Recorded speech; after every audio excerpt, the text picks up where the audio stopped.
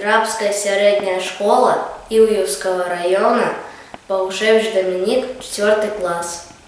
Янка Маур, дом при дорозі. Васильку тоді було років 6, але він ніколи не забуде гэтага дня. Як усе пачалося і ад чаго, ён не ведаў.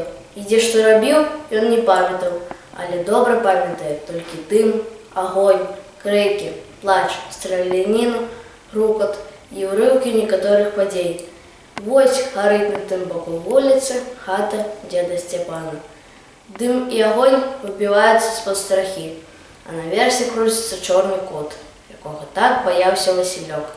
Але гэты кот зусім не страшны, а наадварот, і маленькі, і няшчасны, і плача, нібы дзіця малое.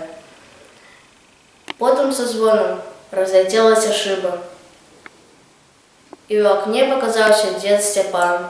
Белая голова, белая барада, белая кашуля, белы твар і нават вочы белыя. Ён падняўся і высунуў 2 кулакі і крыкнуў такім голасам, што Васілёк ад яго ніколі не чуў: «Будьце вы праклятыя, лютае звяр'ё!» Та збоку затрашчалі стрэлы, і дзед грудзьмі лёг на падаконнік. Белая голова і белая барада звесіліся за акно.